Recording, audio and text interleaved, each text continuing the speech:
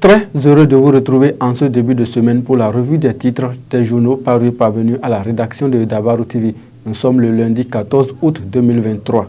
On démarre par les informations du quotidien Maison Dabarou qui placade en manchette ce matin incapacité du gouvernement à réaliser une infrastructure de franchissement à Kouandé, pont de Kankou, l'éléphant blanc de la rupture qui fout la honte à Patrice Talon. C'est sans doute l'un des éléphants rares de la rupture depuis 2016. Les travaux de réalisation du pont de Kankou, pris en janvier 2023 par la rupture, sont arrêtés et le tristement célèbre pont retrouve l'image lamentable qu'il reflète depuis 2014, date du démarrage du chantier. Plus de précisions sur cet article à la page 3 du journal Le Grand Regard ce matin, 50e édition des mondiaux de pétanque à Cotonou. Comme un cadavre sur les bras d'Idirsou Ibrahim, s'interroge le journal Saison pluvieuse à Parakou. Le journal nous apprend que les rues secondaires sont impraticables. Niger, les évêques du Bénin s'opposent à toute intervention militaire.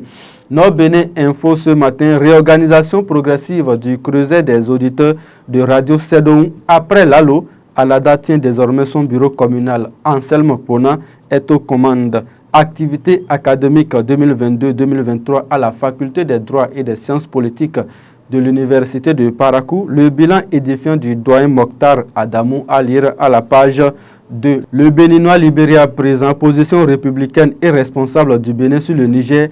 Où sont passés les faux amis politiques de Patrice Talon, s'interroge le journal. Forces de défense et de sécurité, le général Fructueux Gbagidi invite les forces armées à être sur le qui-vive. Son message à lire à la page 10 du journal Matin libre de Sidiko Karimou ce matin.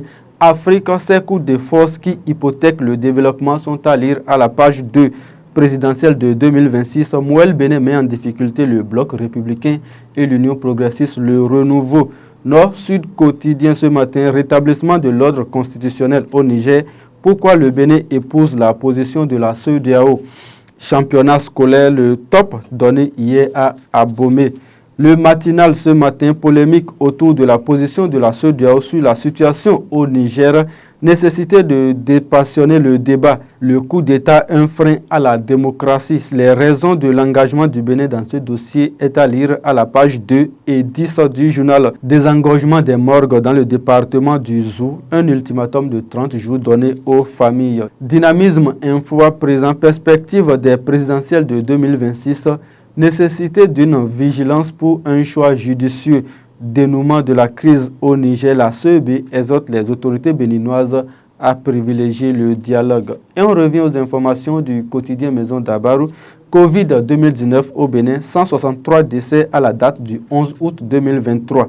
Le gouvernement se réveille à nouveau, titre le journal. Sécurisation foncière au Bénin, Abdou Wahabou Saïgarba préconise la vulgarisation du code foncier et domanial. Cybercriminalité, 55 Gaïman, dont un colonel arrêté à Alada.